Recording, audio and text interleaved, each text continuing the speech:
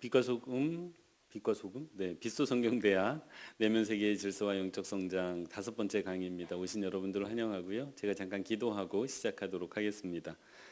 사랑의 아버지 하나님 고맙습니다. 저희가 2주 만에 다시 모였습니다. 하나님의 뜻을 살피고자 또 우리 삶 가운데 하나님께서 세워가시고 또 하나님을 알아가는 그 질서가 세워지기를 원하며 또 그 가운데 우리가 영적으로 성장하기를 원하는 마음으로 이 자리에 모였습니다. 하나님 이 시간 우리의 삶을 돌아보게 하시고 또 여러 가지 지식들과 또 우리의 생각들을 잘 정리하는 시간이 될 수 있도록 인도하여 주옵소서. 그래서 우리가 오늘 또 한 걸음 앞으로 정진해 나아가기를 간절히 바라고 소원하오며 사랑 많으신 예수님의 이름으로 기도합니다. 아멘. 추석 명절 잘 보내셨습니까? 추석이 아니군요. 설. 정신이 없습니다 지금. 추석 같기도 하고. 설 명절 잘 보내셨어요? 날씨가 조금 다시 쌀쌀해졌는데 감기 조심하시기 바랍니다. 감기가 너무 유행하는 것 같더라고요. 오늘은 이제 5번째 시간입니다. 이제 오늘 포함해서 2번밖에 남지 않았습니다. 아쉬우시죠? 저는 굉장히 다 왔다는 생각을 하고 있습니다. 오늘 이제 살피게 되는 강의의 제목은 지성훈련과 성장의 중요성입니다.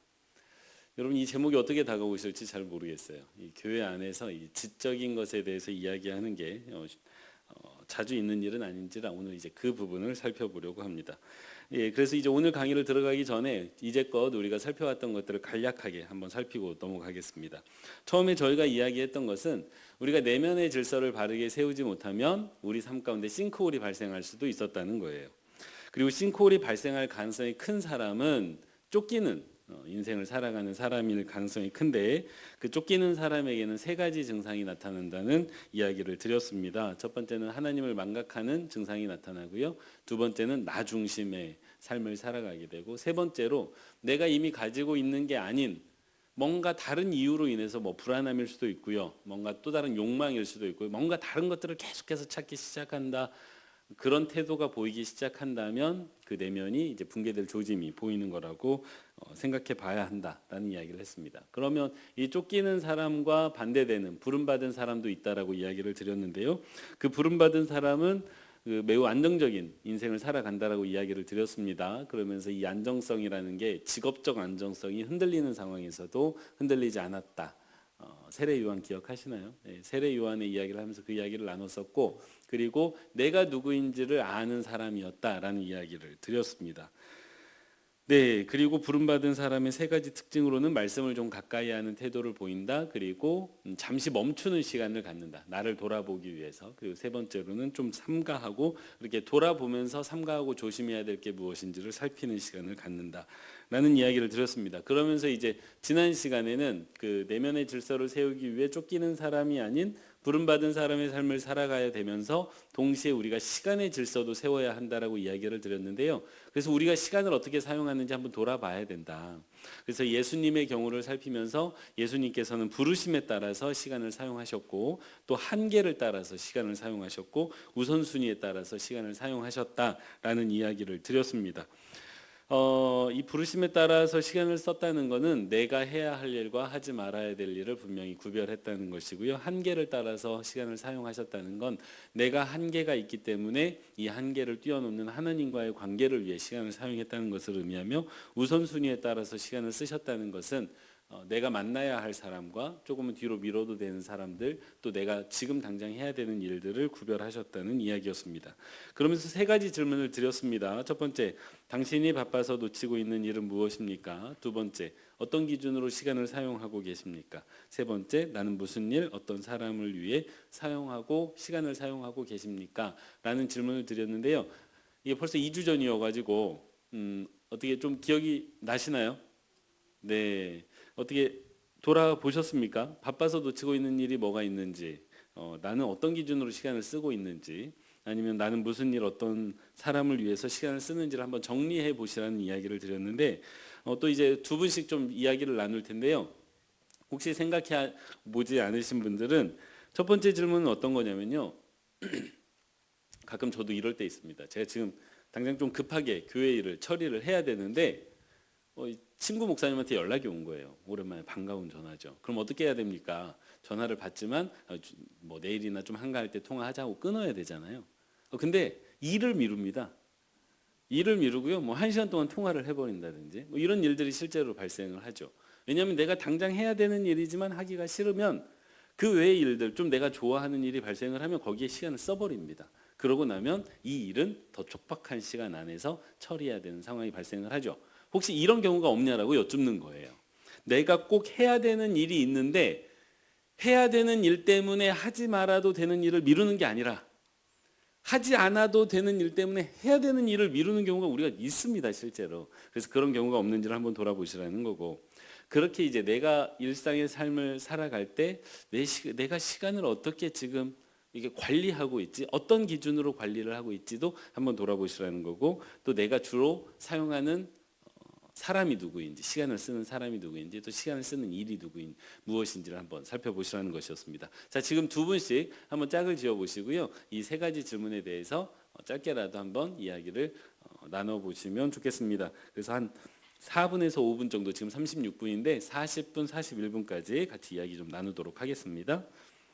네. 혹시 온라인으로 지금 듣고 계시는 분들께서는 한번 혼자서 가정에서 한번 생각을 해보시면 좋겠어요. 한 3, 4분 정도 이제 여기 현장에서 대화를 나누는 동안에 아마 가정에서 듣고 계시는 분들께서는 이제 음악이 나갈 예정입니다. 한번 생각해 보시기 바랍니다.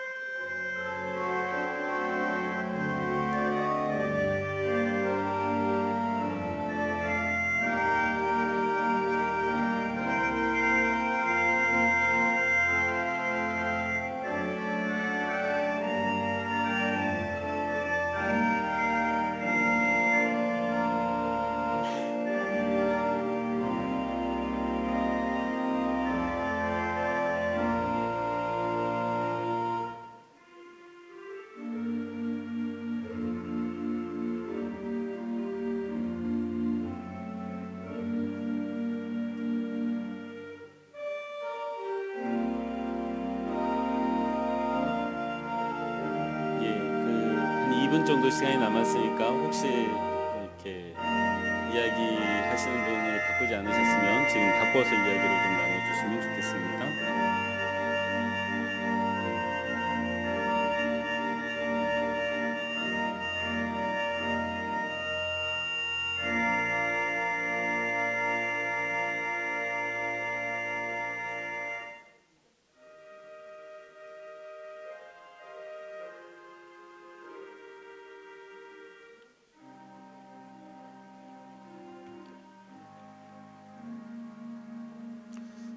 급속도로 조용해지는 걸 보니 이야기가 마무리되는 것 같습니다. 네.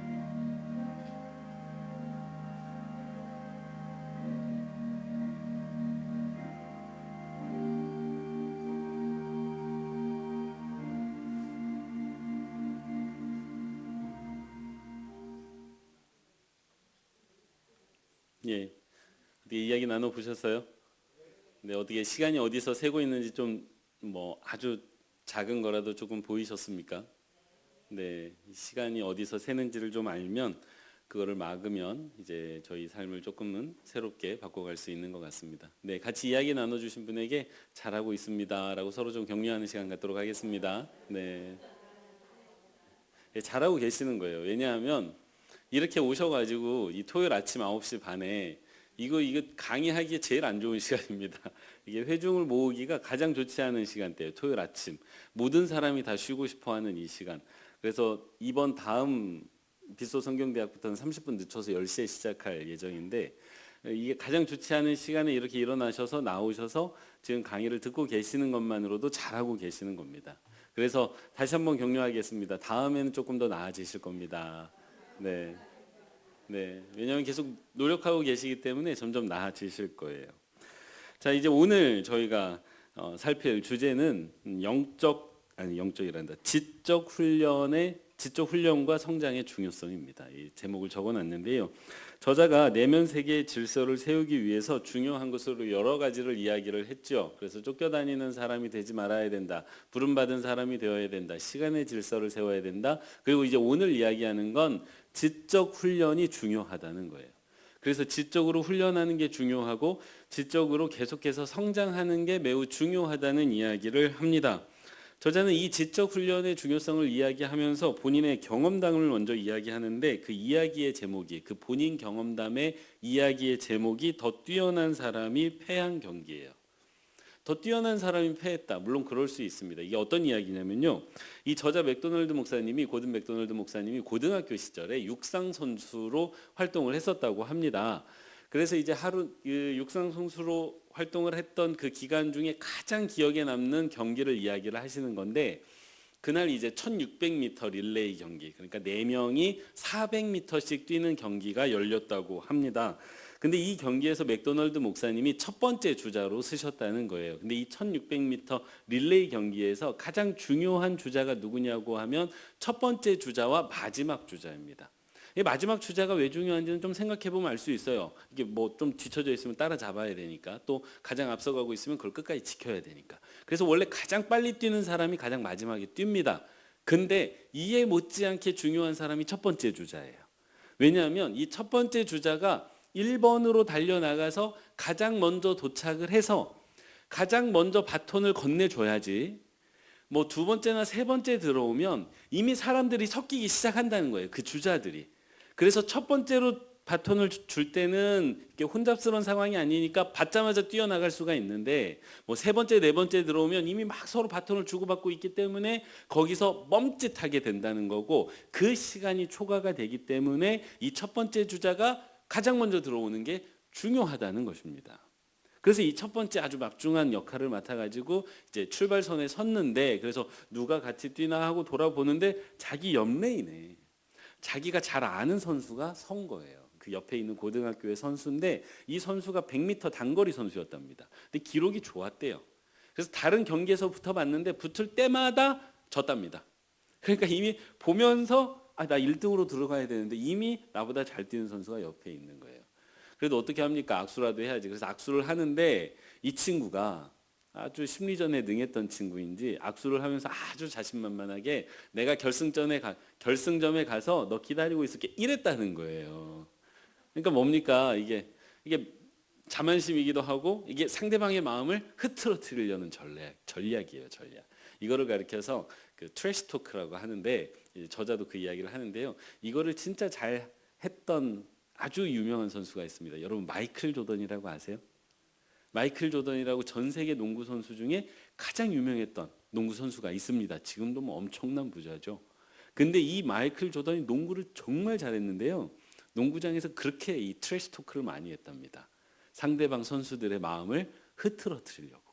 실력도 그렇게 좋은 사람이 막 그렇게 트래시 토크를 하면서 경기를 했다고 하더라고요. 나중에 다큐를 통해서 보니까 그랬습니다. 근데 그 트래시 토크를 한 거예요. 그러니까 그 말을 들으니까 안 그래도 이 친구가 나보다 잘 뛰는데 이미 쫄아 있는데 그 말을 들으니까 더 쫄은 거예요. 그래서 출발하기 전에 그 마음을 다잡는데 힘이 들었다라고 이제 고백을 하고 있는데 총성이 울리고 출발을 했습니다. 아니나 다를까 걔가 팍 튀어나가는 거예요. 아무리 열심히 달려도 걔가 훨씬 앞서서 달리고 있었습니다. 이미 그러니까 이제 출발하면서 포기가 되는 거예요. 1등은 틀렸다.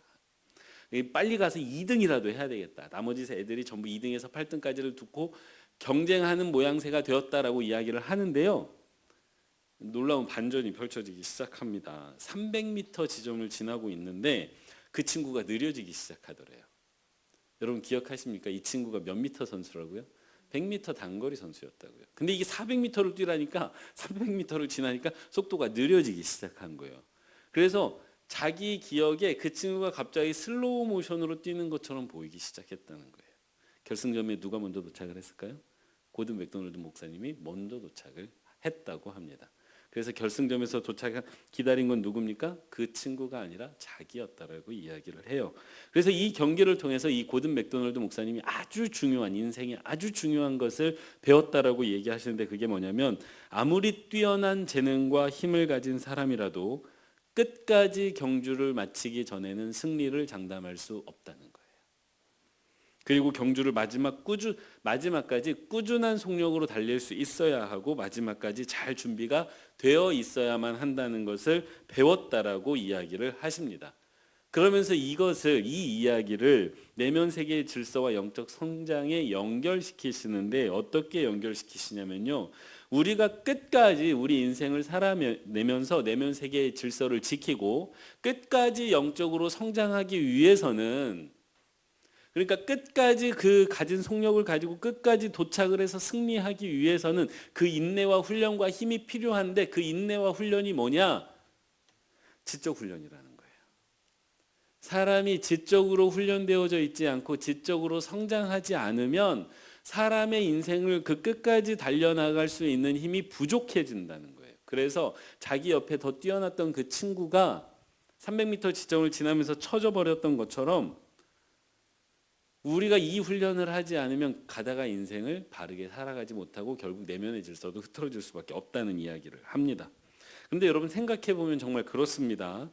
지적인 훈련과 성장 없이 우리 내면과 삶의 질서를 세우는 일은 거의 불가능하다고 보셔야 돼요. 왜냐하면요, 질서를 세운다는 것은 여러분 생각해 보면 그렇습니다. 질서를 세운다는 것은 내 마음대로 한다는 뜻이 아니에요. 질서를 세운다는 것은 우리 삶의 규칙을 세워간다는 것을 뜻하는데 규칙을 세워가기 위해서는요, 내 삶 가운데 발생하는 일들을 이렇게 숙고하고 바라보고 분석하고 판단하는 과정이 필요합니다. 다시요. 숙고하고 분석하고 판단하는 과정이 필요한데 여러분 이게 지적인 활동이에요. 그러니까 이 지적인 활동이 준비되어 있지 않고 훈련되어져 있지 않으면 아무래도 어떻게 판단하게 됩니까? 가장 쉬운 방법은 내 마음대로 하는 거예요. 근데 여러분 살아보셔서 아시겠지만 이놈의 마음이라는 게 내 마음대로 안 됩니다. 이놈의 마음이라는 게 오늘 다르고 내일 달라요. 그래서 가장 좋지 않은 훈육법이 뭡니까? 아이를 향해서 마음대로 하는 거예요.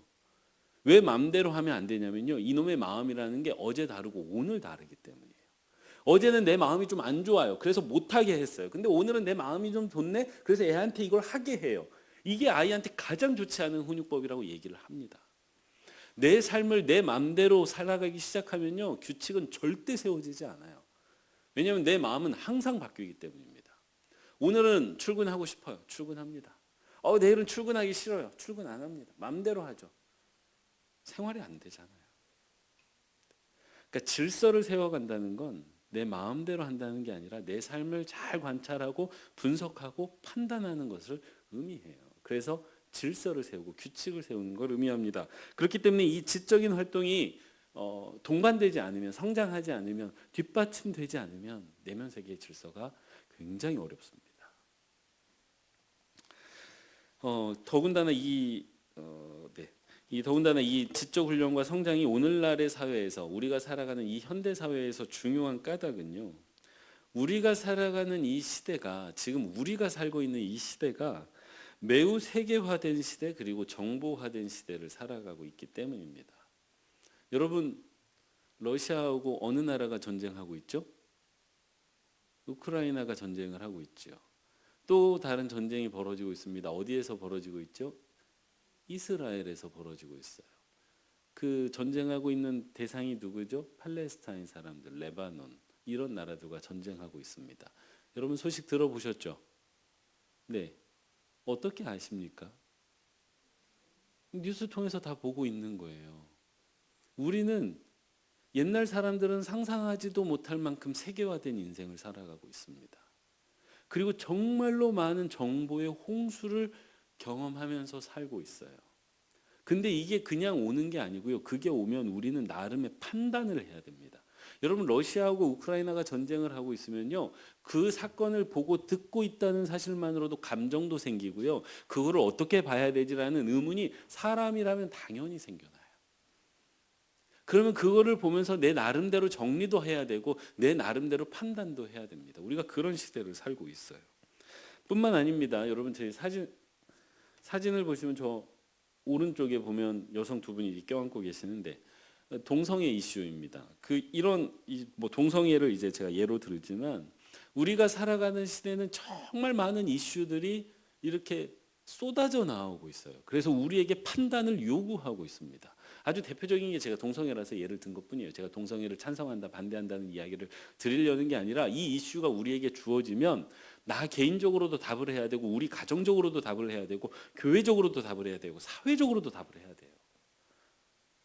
선생님들 요즘 교권 문제가 심각합니다. 그거를 바라보고 있는 우리들은 각자 나름의 판단을 내릴 수밖에 없어요.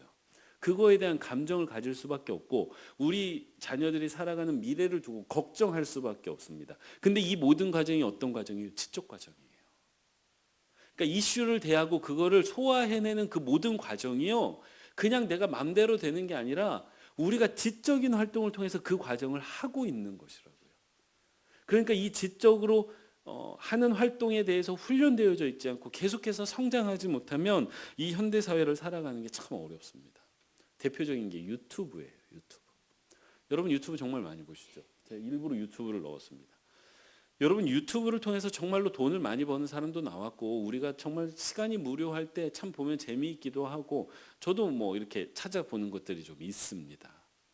참 좋은 것처럼 보이는데, 여러분 유튜브 한번 객관적으로 보면 유용한 정보와 정말 유용하지 않은 정보들이 다 쏟아져 들어와 있어요. 그 중심을 잘 잡고 있는 정보도 있지만 한쪽으로 완전히 기울어져서 편향적인 정보도 굉장히 많습니다. 특별히 정치적인 게 그래요. 양쪽으로 아주 극단으로 갈려져 가지고 서로를 악마화하는 이 이야기들이 주로 어디에서 되어집니까? 유튜브에서 되어지고 있어요. 종교적으로도 봐도 그렇습니다.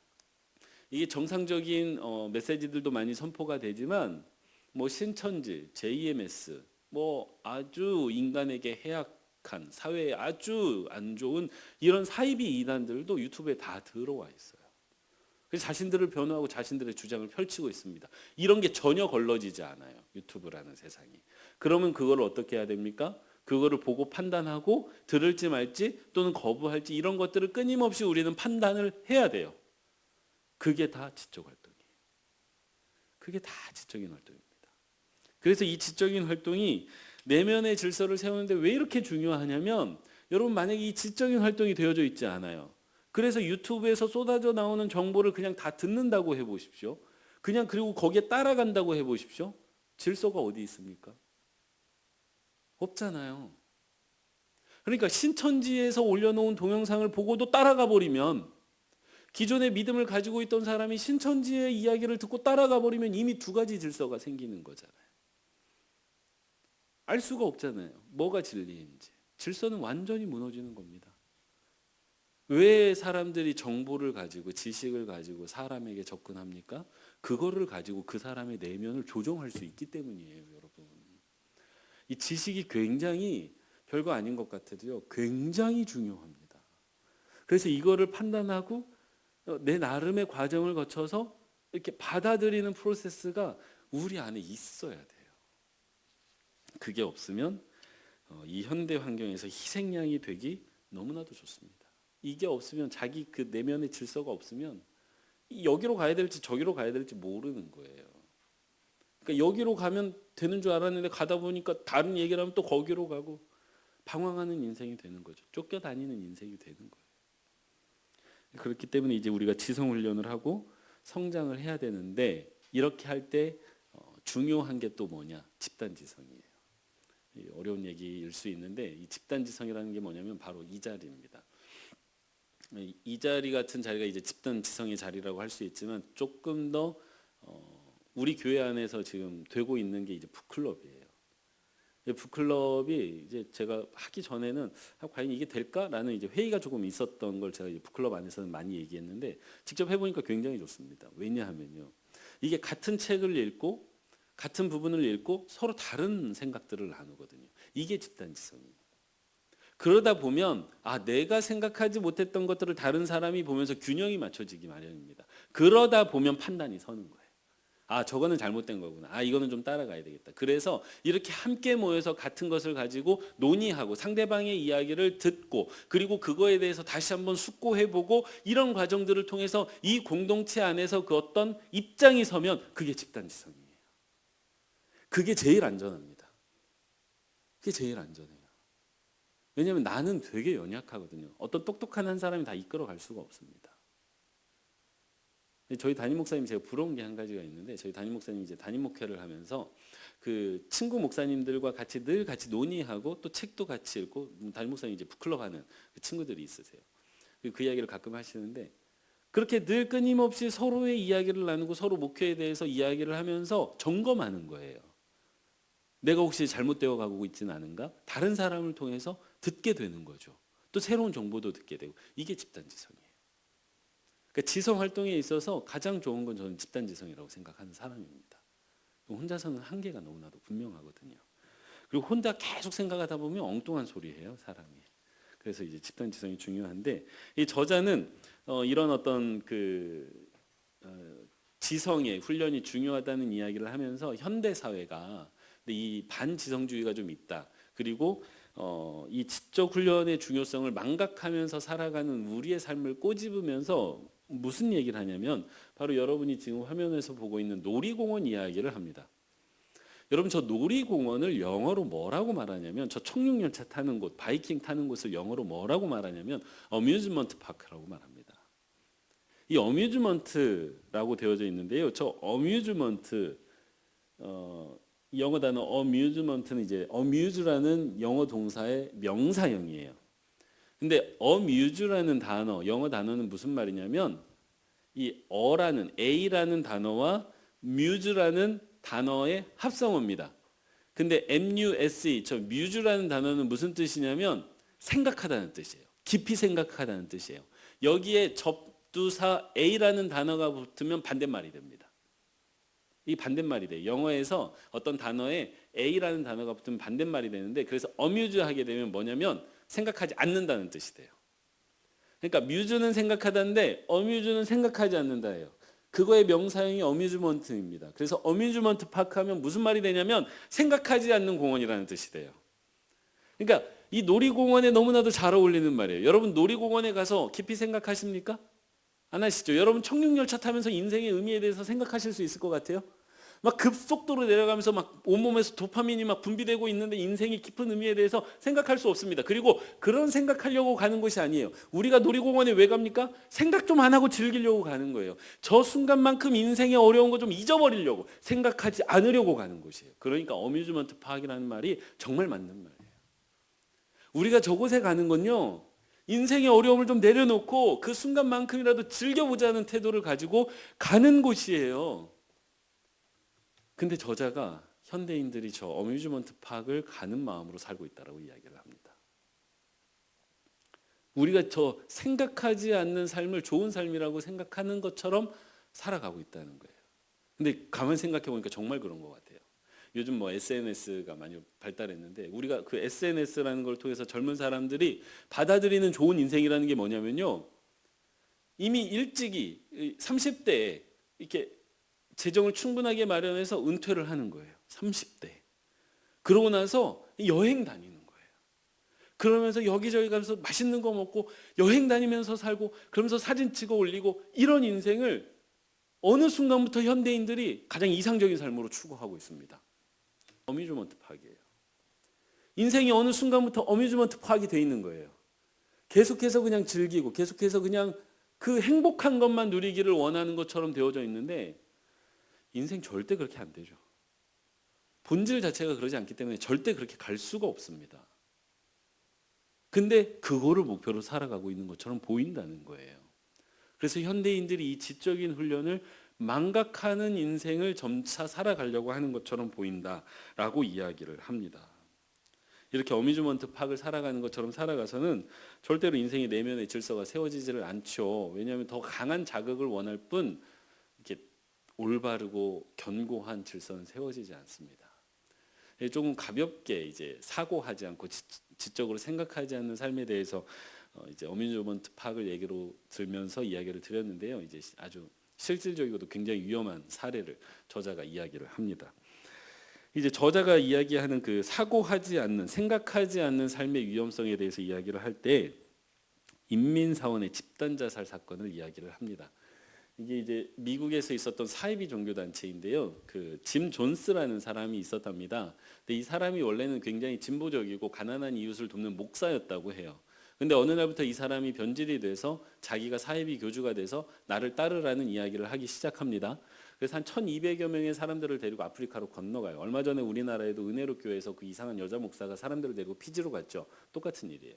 그렇게 아프리카로 이주를 해서 그 사람들과 같이 저런 농장을 지어놓고 제 인민사원, 이제 그 영어로는 피플스 템플이었는데 그 인민사원을 지어놓고 살고 있었던 거예요.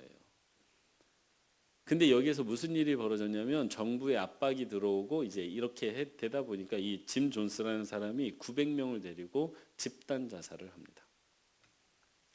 그래서 900명이 그 한날 한시에 아주 끔찍한 방법으로 죽었어요. 제가 강의 준비하면서 이 사건에 대해서 이렇게 좀 찾아봤더니 제가 이 자리에서 말씀드릴 수 없을 만큼 끔찍해요. 이게 미국이라는 나라에서 전쟁이나 9.11 테러와 같은 사고가 아닌 단일 사건으로 가장 많이 사람이 죽은 사건으로 지금까지도 기록이 되어 있답니다. 근데 저자는 이 사건이 왜 발생했다고 보냐면 그 짐 존스를 따랐던 사람들이 스스로 생각하는 것을 포기했기 때문이라고 말합니다. 스스로 생각하는 것을 다 포기하고 한 사람을 전적으로 의지하면서 생각하는 건 저 사람에게 다 맡기고 그 사람이 하는 말만 따라갔기 때문에 이런 비극적인 사건이 발생했다라고 이야기를 합니다. 여러분 그런데요, 우리가 같은 일들이 우리 사회에서 벌어지고 있는 걸 심심치 않게 봅니다. 어떻게 신천지 같은 집단이 한국 사회에서 대명천지에 이렇게 활발하게 활동할 수 있습니까? 범죄 집단이잖아요.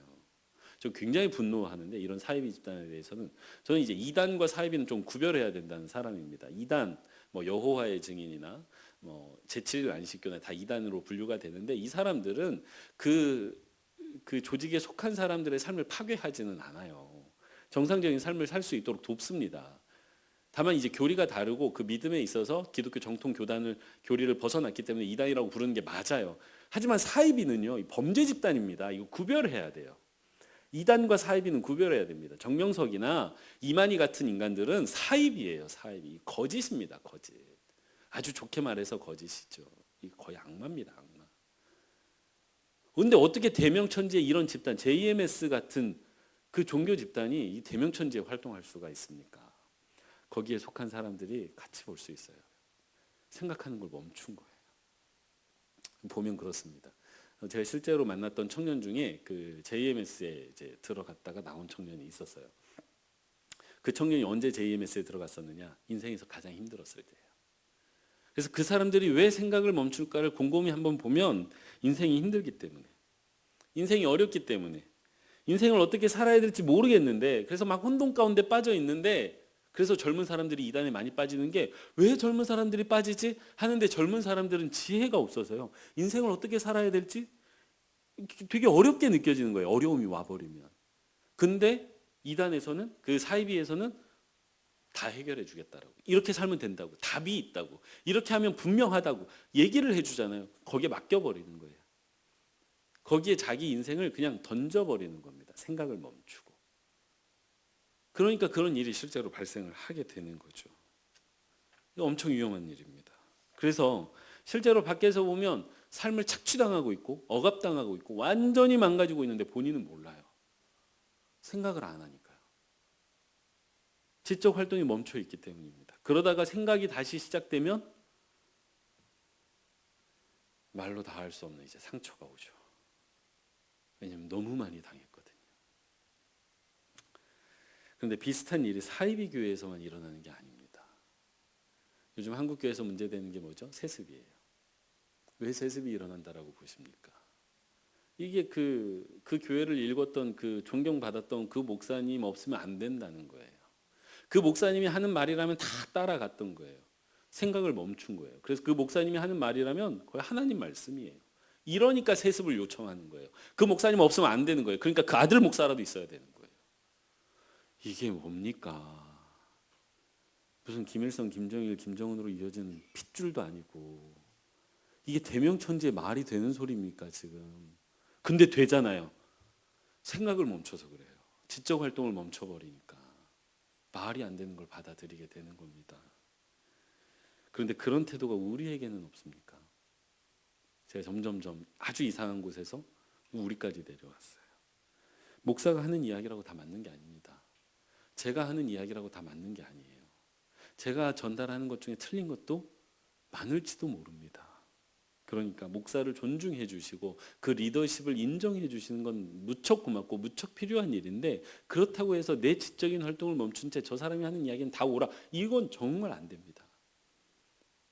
스스로 생각하시고 스스로 돌아보시면서 판단하셔야 돼요. 그래서 목사님이 이상한 소리 하면 그거를 알아차리실 수 있어야 돼요. 목사가 틀린 이야기를 하면 그게 문제가 돼야 돼요. 그래야 목사도 살아요.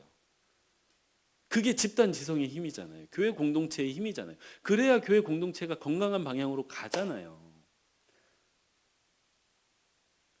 그러니 이 지적인 훈련이 너무나도 중요하고 또 지적인 훈련이 되어 있지 않으면 무엇보다도 하나님의 말씀을 직접 볼 수가 없습니다. 하나님의 말씀이 책으로 돼 있고 글로 돼 있어서 그거를 보고 이해하고 적용하고 하는 모든 과정이 지적인 활동이에요. 그래서 이 지적인 성장이 이루어지지 않으면 직접 말씀을 보기가 너무나도 좀 어려워지고 어려워지다 보니 권위자에게 그냥 의지해 버리는 거예요. 저 사람이 하는 말 그냥 듣고 따라가면 돼. 믿고 따라가면 돼. 아니요. 권위자가 아니에요. 하나님의 말씀을 믿고 따라가셔야 되죠. 그래서 저자는 이렇게 말합니다. 그리스도인이야말로 이 세상에서 가장 강하고 폭넓으며 창의적으로 사고하는 사람이어야 한다고 확신한다. 이게 정말 중요한 말입니다. 그리스도인이야말로 이 세상에서 가장 강하고 폭넓으며 창의적으로 사고하는 사람이어야 한다고 확신한다라고 말을 합니다. 여러분 하나님께서 이 사람을 창조하셨습니다. 우리가 그렇게 고백하죠. 근데 하나님께서 창조하신 우리 몸뚱이를 봤을 때 많은 비밀이 우리 몸에 지금 밝혀져 있죠.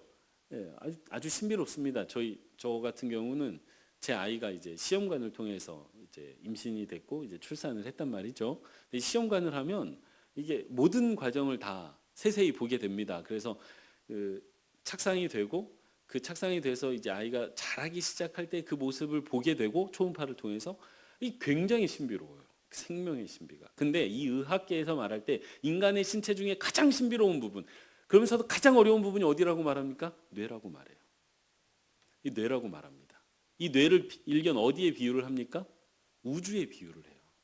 우주가 알 수 없는 신비에 가득 찬 것처럼 아직도 뇌는 밝혀지지 않은 신비가 너무나도 많은 거예요. 근데요, 그러면 하나님께서 우리 사람의 몸을 창조하실 때 가장 이렇게 표현하는 게 좀 그렇습니다. 가장 정성을 들이고 가장 공을 들였다라고 생각되는 부분이 어디예요? 뇌예요, 뇌. 그렇게 생각해 보면 그렇다라고 말할 수 있잖아요. 그럼 하나님이 우리에게 뇌를 왜 주셨을까 생각해 보면 이유가 너무나도 명백해요. 생각하라는 거예요. 생각하라는 거예요. 생각하고 사고하고 스스로 판단해서 성장하라는 거예요. 그 하나님의 뜻이 우리 뇌에 담겨져 있잖아요. 너무나도 놀라운 게 우리 뇌잖아요. 제가 누구라고 말씀드리지 않겠지만 저희 교회에서 제가 참 감격스럽게 보는 게 여기도 좀 많이 앉아 계시죠. 우리 어르신 권사님들이 이 자리에 와서 앉아 계세요. 너무나도 중요하고 너무나도 존경스러운 모습입니다. 이 지적 활동이라는 건 끝까지 계속 가야 돼요. 그 저자는 그러면서 이제 엘튼 트루블러라는 사람의 말을 인용하는데요. 생명 있는 기독교에게는 세 가지가 필요하다라고 말합니다. 내적으로 헌신하는 삶, 외적으로 섬기는 삶, 지적으로 합리적인 삶.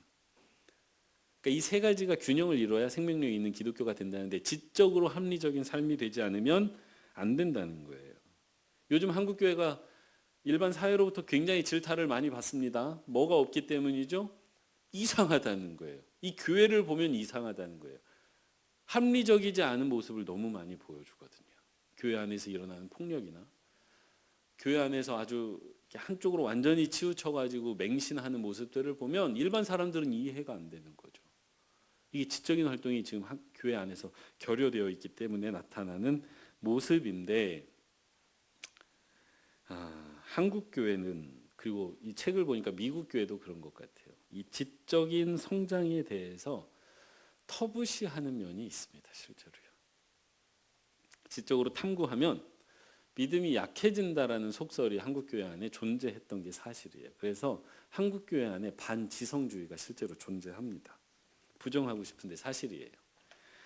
여기에는 기존의 목사님들을 제가 뭐 비판하거나 이제 비난하고 싶지는 않은데, 이 목사님들 가운데 교인들이 너무 많이 알면 안 된다라는 생각을 가지신 분들이 공공연하게 있었습니다. 실제로 그랬어요. 제가 뭐 비밀도 아닌데 마치 비밀을 말씀드리는 것처럼 얘기하는데, 목사님들이 모이면 야, 교인들 너무 많이 이렇게 알게 하지 마. 너무 많이 알려주지 마. 그런 말도 안 되는 소리들이 목회자들 세계 안에 존재합니다. 교인들이 똑똑해지면 목회하기 어렵다는 거예요. 아무 생각 없이 따라오도록 해야 내 목회가 편하다는 거예요. 물론 지성 가운데 매우 위험한 지성도 있습니다, 여러분. 실제로 그래요. 이 지성이라고 해서 모든 게 다 도움이 되지도 않습니다. 이 지성 중에 실제로 위험한 지성이 있어서 그 지성을 계속해서 공부하다 보면 하나님을 떠나게 되기도 하는 게 있는데, 그런 위험이 있음에도 불구하고 맥도널드 목사님도 마찬가지지만 저도 그저 성도님들이 아무 생각 없이 따라오는 것보다는 지적으로 계속해서 성장하면서 함께 동역자가 되는 그 사역이 훨씬 기쁘고 훨씬 즐거울 거라고 저는 믿고 있습니다. 다행히 우리 교회는 그런 지적으로 반지성주의를 표방하지 않습니다. 그렇기 때문에 제가 이런 이야기도 드릴 수 있는 건데요. 계속해서 이제 이 빗소성경대학뿐만이 아니라 1:1 제자 양육도 되어지고 있고, 자녀들을 기독교 세계관으로 양육하기 위한 훈련도 계속 되어지고 있고, 또 북클럽도 되어지고 있고, 이런 일들이 저희 교회 안에 자리 잡고 있는 아주 좋은 문화라고 보셔야 되고, 이것을 지켜가는 노력이 필요합니다. 이 지성주의를 절대 배격하면 안 돼요. 이 지성주의는 우리 안에 확고하게 자리 잡고 아주 귀한 도구로 사용되어야만 합니다. 그러면 성경에서는 이 지성주의에 대해서 어떻게 말을 하고 있을까요? 굉장히 지지합니다. 그런 구절들을 몇 가지 보여드릴 텐데요. 일단 책에서는 로마서 12장 2절을 이야기를 합니다. 같이 한번 읽도록 하겠습니다. 시작. 여러분은 이 시대의 풍조를 본받지 말고 마음을 새롭게 함으로 변화를 받아서 하나님의 선하시고 기뻐하시고 완전하신 뜻이 무엇인지를 분별하도록 하십시오. 아멘. 이게 사도 바울이 이야기한데요. 분별하래요. 일단 세상의 풍조를, 시대의 풍조를 본받지 말고 하나님의 뜻을 분별하라고 이야기합니다. 이게 뭡니까? 이게 지적 활동이에요. 이 영어 표현에 따르면 이 시대의 풍조를 본받지 말라는 말이 세상을 닮아가지 말라는 말이에요. 이게 뭐냐면 지적으로 분별하지 않으면 닮아가기 마련입니다. 여러분, 저희 우리나라에서 참 이렇게 서글픈 이게 그 모습을 볼 때가 유행이라는 문화 때문이에요. 특히 옷, 뭐 청소년들이 뭐 옷 하나가 유행하면 청소년들이 다 똑같은 옷 입고 다녀요. 나 진짜 그거 보면서 진짜 좀 미치겠는데, 솔직히 말하면 그 유홍준 교수가 아니라 홍익대학교 건축학과 누구시죠? 유한준, 유홍준이 아니라 유한준 교수라는 분이 계세요. 이분이 어디서 살까라는 책을 쓰셨는데, 이 책을 보면 이 한국 사회에 굉장히 큰 문제점을 지적하고 계시는데요. 한국 사람들이 살고 있는 집을 보라는 거예요. 아파트잖아요. 근데 아파트가 시대에 따라서 그 구조가 거의 다 똑같습니다. 몇 년 전에 지어진 아파트는 이런 구조를 가지고 있고 요즘 지어지는 아파트는 다 이런 구조를 가지고 있어요. 아파트 단지도 다 비슷합니다. 그러니까 시대에 따라 유행이 있기는 한데요. 그 시대에 지어지는 모든 아파트는 다 똑같아요. 이거를 뭐에 비유하냐면 닭장에 비유합니다. 같은 닭장에서 자라는데 어떻게 독수리가 클 수 있냐는 거예요. 이게 유한준 교수의 말입니다. 이게 스스로 사고하고 스스로의 것을 찾아가는 그 사회적 풍토가 부족하다 보니까, 그리고 그거를 만들어내는 사회적 구조가 그 건축 구조 안에 들어있다는 거예요. 대한민국 학교를 보면 똑같은 교실에 똑같은 모양의 뭐 전국의 학교가 다 똑같잖아요. 그러니까 이게 복사품, 복제품을 만들어낸다라고 이야기를 합니다. 이거를 서태지라는 음악가가 교실 이데아라는 노래로 제가 고등학생 시절에 비난을 했었어요. 비판을. 매일 똑같은 뭐 이렇게 해가지고 뭐 랩이 있습니다. 저희가 열광했죠. 네. 근데 여전히 그러고 있잖아요. 이렇게 스스로 사고하는 능력이 계속해서 길러지다 보면 자기만의 멋을 찾고 자기만의 스타일을 찾아야 되는데 그게 없으니 유행을 따라가게 됩니다. 물론 유행도 중요하죠. 근데 유행도 중요한데 이게 말이 됩니까? 뭐가 유행하면 모든 애들이 다 그 똑같이 입고 있는 게 이게 말이 됩니까? 이거 보면 좀 끔찍해야 돼요. 좀 끔찍해야 되는데 자기 걸 입고 다니는 애가 끔찍해져요. 너만 다르다고. 네, 진짜 끔찍해야 됩니다. 하나님께서는 사도 바울은 시대의 풍조를 닮아가지 말고 마음을 새롭게 하고 분별하라고 말씀을 하세요. 이게 지적인 활동이 뒷받침되지 않으면 안 되는 일입니다. 그리고 제가 이 강의를 이제 뭐 그때 준비하는 게 아니고 이제 바로바로 계속해서 이제 쌓아뒀다가 이제 오늘 푸는 건데, 이 민수기 17장 18절에서 20절 말씀을 묵상할 때 제가 이 5강 강의하고 너무나도 정확하게 들어맞는 말씀이어가지고 좀 소름이 돋았던 말씀입니다. 제가 읽어드릴게요. 그가 왕위에 오르거든 이 율법서의 등사본을 레위 사람 제사장 앞에서 책을 기록하여 평생에 자기 옆에 두고 읽어 그의 하나님 여호와 경외하기를 배우며 그 율법의 모든 말과 그 이 규례를 지켜 행할 것이라. 그리하면 그의 마음이 그의 형제 위에 교만하지 아니하고 이 명령에서 떠나 좌로나 우로나 치우치지 아니하리니 이스라엘 중에서 그와 그의 자손이 왕위에 있는 날이 장구하리라. 아멘. 이게 뭐냐면 이 말씀은 왕이 힘써야 되는 그 행동에 대해서 설명해주고 있는 말씀입니다. 그래서 왕이 해야 되는 게 뭐냐면 19절 말씀을 보면 평생에 그 옆에다가 말씀을 두라는 거예요. 근데 말씀을 두는 이유가 그걸 읽으라는 겁니다. 근데 읽기만 하지 말고 뭐 하래요? 배우래요. 근데 배우는데 그치지 말고 지켜서 행하라는 겁니다. 이게 지적 활동이에요. 그러니까 늘 옆에다 두고 그것을 보면서 배우는 거, 스스로 깨우치는 거, 그러면서 그대로 한번 살아내 보는 거. 그렇게 하면 어떻게 되느냐? 교만하지 않는다는 거예요. 내면의 질서가 세워졌잖아요. 그렇게 하면 어떻게 됩니까? 치우치지 않는다는 거예요. 중심이 잡혀 있다는 거예요. 그렇게 되면 어떻게 된다는 거예요? 왕위에 있는 날이 장구하리라는 거예요. 내 외면의 질서가 정확하게 균형을 잡혀서 아름답고 균형 잡힌 삶을 살아가게 된다는 이야기입니다. 이게 어찌 왕만의 문제겠습니까? 우리도 같은 과정을 거쳐야죠. 우리도 말씀을, 그리고 여러 가지 책들을 옆에다 두고 읽으면서 늘 새로운 것들을 배우면서 그것대로 한번 행해 보면서 살아가게 되다 보면 우리의 삶도 교만하지 않게 되고 우리의 삶도 치우치지 않는 균형 잡힌 삶이 되어서 내 외면이 균형 잡힌 정말로 우리가 원하는 그 인생을 살아가게 되는 거죠. 그렇게 되면 싱크홀이 무너지지 않는 거잖아요. 저희가 첫 시간에 말씀드렸던 게 뭐죠? 절대로 내면이 중요하고 외면이 중요하지 않다는 걸 이야기하려는 게 아니다. 내면과 외면이 정확하게 균형을 잡혀서 내면이 커지는 만큼 외면의 세계도 넓게 성장시켜서 더 많은 유익을 이거였잖아요. 그렇게 하려면 반드시 뭐가 동반돼야 된다? 지적인 훈련이 동반돼야 된다. 끊임없이 같은 말을 제가 반복하고 있습니다. 그리고 어제 말씀을 묵상을 하는데 이것도 너무 재밌는 거예요. 마가복음 4장 10절에서 11절인데 예수께서 혼자 계실 때 예수의 주위에 둘러있는 사람들이 12제자와 함께 그 비유들이 무슨 뜻인지를 예수께 물었다. 예수께서 그들에게 말씀하셨다. 너희에게는 하나님의 나라의 비밀을 맡겨주셨다. 그러나 저 바깥 사람들에게는 모든 것이 수수께끼로 들린다. 이 말씀 하시기 전에 나오는 비유가 뭐냐면 씨 뿌리는 사람의 비유예요. 씨를 뿌렸는데 누구는 저기 가시밭에 떨어지고 누구는 흙이 얕은 데 떨어지고 누구는 길가에 떨어지고 누구는 좋은 밭에 떨어졌다. 근데 이 이야기를 하셨는데 제가 어제 이 말씀을 묵상하는데 예수님께서 많은 말씀을 하셨어요. 근데 그중에 그날에 말씀하셨던 많은 이야기 중에 이 이야기만 남았습니다. 그래서 제 말씀 묵상의 첫 시작 단계가 뭐였냐면 왜 그렇게 많은 말씀을 하셨는데 이 이야기만 남았을까였어요. 다른 말씀은 다 어디로 가버렸지? 였습니다. 근데 이 말씀을 계속 묵상하다 보니까요.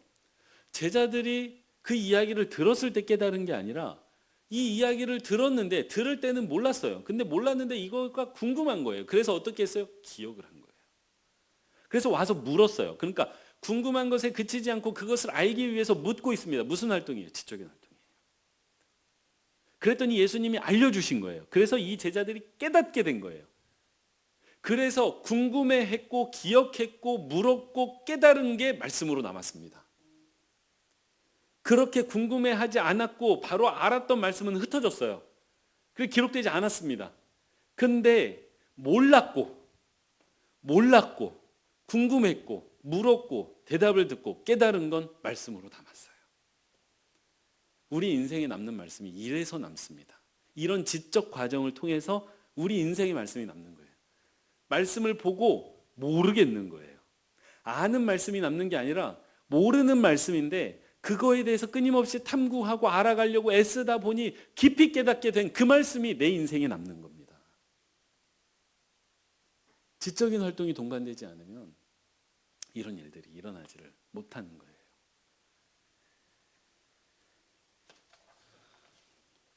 그래서 저자가 이제 그러면 우리가 어떻게 지적인 활동을 해야 되냐, 어떻게 생각을 해야 되느냐 4가지 원칙을 이야기를 합니다. 첫 번째는 이제 하나님을 경외하는 마음을 가져야 된다. 두 번째는 질문하고 경청하는 태도를 가져야 된다. 세 번째는 기독교의 대안을 찾는 태도를 가져야 된다. 네 번째는 끊임없는 훈련을 해야 된다. 먼저 하나님을 경외하는 마음은요, 이게 세계관이라고 보셔야 돼요. 그러니까 어떤 세상을 바라볼 때 이거는 이제 설명하기가 쉽지는 않은데 사람은 누구나 다 대전제라는 게 있습니다. 여러분 아셔야 되는 게 사람이요, 어떤 거를 사물을 바라볼 때 또는 어떤 거를 두고 판단을 할 때 어떤 사람을 바라볼 때 누구나 다 자기 안에 대전제가 있어요. 그래서 거기에서 그거를 근거로 발전시켜가면서 판단을 내립니다. 절대로 외부에서 전달되어지는 정보를 가지고 그 대전제가 바뀌는 일이 극히 드물어요. 여러분 우리나라 정치가 또는 세계의 정치가 요즘 세계의 정치가 그러는데 다 극단적으로 가고 있습니다. 근데 반대편의 이야기를 좀 들어보면 맞는 얘기도 있어요. 아니 사실 많아요. 저 같은 경우가 아주 그걸 경험하면서 살아가고 있는 사람입니다. 제 정치적인 성향을 밝히지는 않습니다. 근데 제 아내와 제가 정치적으로 아주 반대입니다. 네. 그래서 저희가 부부싸움을 하는 몇 가지 이슈가 있는데요. 정치 이야기를 하면 저희 싸워요. 네. 완전히 반대거든요. 근데 저도 제 아내와 결혼하기 전에는 그 반대편에 있는 사람들의 말은 무조건 배척했어요. 근데 이게 배척할 수 없는 사람과 같이 살면서 듣다 보니까요, 맞는 얘기가 있는 거예요. 다 그렇게 완전히 무슨 새빨간 거짓말처럼만 봤는데 그거 아니더라고요. 거기에도 합리적인 얘기가 있고 생각해야 되는 부분이 있더라고요. 근데 왜 제 아내라는, 그러니까 일가족이라는, 가족의 구성원이라는 절대 쳐낼 수 없는 대상이 아니고서는 그 생각이 침투하지 못하는 나 자신을 발견했습니다. 왜일까요? 대전제가 있기 때문이에요. 이미 이 세상 정치를 바라보는, 한국 사회를 바라보는 대전제가 제 안에 있기 때문에 거기에서부터 모든 사물과 여러 가지 정치적 사건들을 판단하기 때문에 변하지 않는 거예요. 왜 이렇게 극단적으로 나눠 싸우냐고요? 우리 사회 안에 거대한 대전제가 2개가 있는 거예요. 지금 이게 희석되고 언제나 우리가 성숙의 길로 나아갈지 참 모르겠는데, 이제 하나님을 경외하는 마음이 그 대전제입니다. 이 세상을 하나님께서 창조하셨다는 대전제 아래서 보는 것과 그거 없이 바라보는 세상은 완전히 다른 거예요. 완전히 다릅니다. 그래서 그 하나님을 경외하는 마음을 갖는 게 이제 중요한 거고요. 둘째로 세상에 대해서 질문하고 경청하는 태도를 가져야 됩니다. 이게 없으면 세상을 따라가게 돼요. 이 질문하는 태도가 너무 중요합니다. 아까 예수님의 제자들도 질문했잖아요. 그래서 질문하는 게 진짜 중요합니다. 근데 질문하려면요, 질문이 바로 되지 않아요. 질문하려면 그 앞에 과정이 필요한데 뭐가 필요하냐? 관찰하는 게 필요해요. 그냥 지나가가지고는요 묻지 않아요. 근데 관찰력이 좋은 사람들이 있습니다. 그래서 제가 2주 전이에요. 2주 전에 이제 로비에 있는데 저 말고 다른 사역자가 그 옆에 있던 권사님께 머리 하셨네요라고 말을 하는 걸 들었어요. 저 못 봤거든요. 근데 왜 여성분들이 자기가 머리를 했을 때 머리 한 걸 알아주는 걸 왜 그렇게 기뻐하십니까? 저는 남자라서 이해가 안 돼요. 저는 제가 머리 깎았는데 머리 깎았네 그러면 좀 민망하거든요. 그래서 저는 일부러 모른 척을 합니다. 라고 이제 변명을 해보는데요. 근데 여성분들의 심리를 그냥 제가 추측해 보면, 여기 남성 한 분 계셔서 다행인데 그 추측해 보면 머리가 바뀌었다는 걸 알아차린 걸 관심으로 보시는 거잖아요. 나를 유심히 잘 보고 있구나, 그 나에게 관심이 있구나로 받아들이시는 거잖아요. 그래서 남성분들은 그런 센스가 없어요. 그걸 알아차리는 하나님이 안 주셨어요. 그래서 모르는 건데 관심 없어서 모른다라고 저희를 몰아붙이시잖아요. 억울해서 지금 제가 하는 말인데. 예. 까먹었어요. 무슨 말이었는지. 그 관찰을 먼저 잘 해서 다른 점이 발견될 때 왜 다르지가 생겨나는 겁니다. 그러니까 이게 관찰을 잘 해야 질문이 생겨요. 왜 저 사람이 머리를 바꿨지? 라는 궁금증이 생겨야 됩니다. 이 여성이 머리를 이렇게 길게 기르던 여성이 머리를 단발로 자르고 왔어요. 그러면 그거는 남성의 눈에도 보여요. 저 사람 무슨 일이 있나 보다라는 생각이 들죠. 그러면 묻게 돼요. 저는 이제 특별히 목회자다 보니까 이제 성도님들을 많이 관찰을 하게 됩니다. 눈에 띄는 변화가 있는 분들이 계세요. 그러면 반드시 묻습니다. 제가 처음에 와가지고 오해 많이 받았던 게, 제 가정신방을 가면 5만 대 다 들어가 보거든요. 방문 열고 다 들어갑니다. 딱히 제지하지 않으시면 다 들어가요. 근데 딱 봐도 제지하시는 것 같으면 이제 안 하죠. 근데 왜 들어가냐면요, 돌아다녀야, 그 집을 돌아다녀 봐야 그 집의 형편이 어떤지를 알아요. 알 수 있습니다. 제가 보는 몇 가지가 있는데 그건 영업 비밀이라서 말씀드리지 않겠고요. 네, 한 가지만 말씀드리면, 가족 사진이 걸려 있는지는 항상 봐요. 물론 본인의 성향상 가족 사진을 걸지 않을 수 있는데, 가족 사진이 걸려 있는 가정이 가지고 있는 가정의 분위기라는 게 있습니다. 어쩔 수 없이 나타나는 여러 가지 것들이 있어요. 그거를 관찰을 해야 그 사람을 아는 거거든요. 관찰을 해야 질문도 생깁니다. 관찰을 해야 깨달음도 생기는 거예요. 지적 활동 어떻게 하냐고요? 관찰이에요. 제가 어떻게 제 지적 활동을 훈련했냐면, 제가 굉장히 축복받은 시간이라고 생각을 하는데, 제가 의도하지 않았는데 그 훈련을 했었습니다. 제가 10여 년 전에, 10년도 좀 넘은 일인데, 제가 여기 갈매에서 사역을 했던 적이 있어요. 2년 사역을 했습니다. 저 담터에서 사역을 했는데, 그때 이미 빛과 소금 교회에 대해서 알고 있었어요. 근데 그 담터에서 사역할 때 제가 새벽 예배를 마치고 매일 불암산에 올라갔습니다. 네, 매일 불암산에 올라간 이유는 히말라야 가려고 훈련했던 거예요. 근데 그때만 해도 저도 SNS를 되게 열심히 하던 때라서 그 산에 올라가서, 정상에 올라가서 글을 한 편 쓰고 내려오는 일을 매일 반복했어요. 짧은 글을 하나 써서 올리고 새벽에, 아침에. 근데 이게 매일 같은 산, 같은 코스로 올라가잖아요. 그러니까 쓸 말이 별로 없어지는 거예요, 점점. 그러니까 이제 후에는 어떻게 됐냐면, 올라가서 무슨 글을 쓰지라고 생각을 하면서 산을 올라가면서 찾기 시작했어요. 글 쓸 거리를. 그러다 보니까 산이 매일 바뀐다는 걸 알게 됐습니다. 산의 냄새가 바뀌고요, 소리가 바뀝니다. 소리가 바뀌어요, 소리가.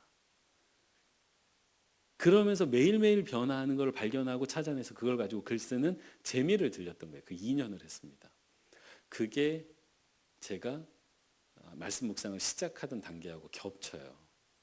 똑같은 작업을 말씀에서도 했던 겁니다. 말씀에서 새로운 걸 발견하고 묻고 그걸 가지고 묵상을 하고.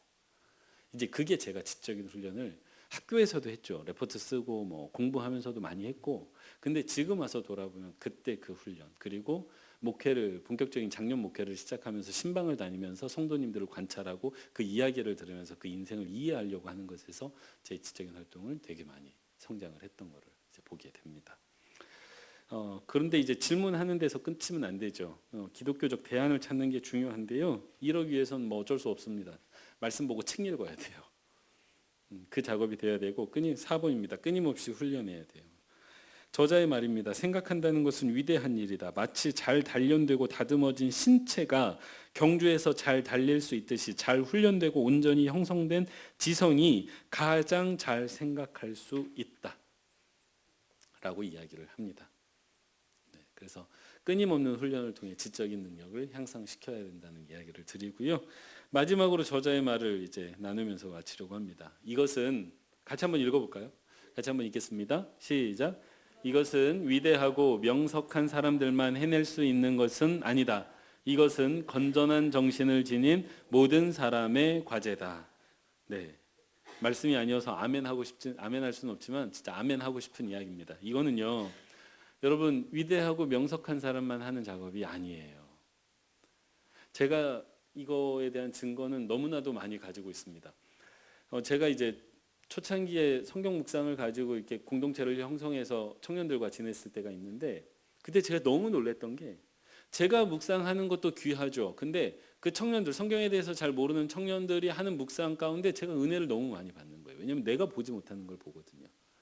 근데 이 일들이 우리 어르신들하고 같이 말씀을 나누다 보면 똑같은 일이 발생을 합니다. 어르신들의 삶에 묻어나는 그 말씀에 대한 통찰, 이런 것들이 있어요. 이거는 비단 목사만 할 수 있는 일이 아니고, 또는 지적으로 굉장히 훈련되어진 박사학위를 받아야만 할 수 있는 일이 아닙니다. 우리 모두 할 수 있는 거예요.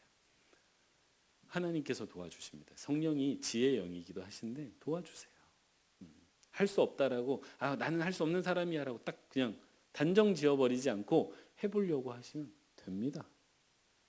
거기서 얻어지는 기쁨은 있습니다. 저는 그래서 여기 와 계신 어르신들이 너무 귀해요.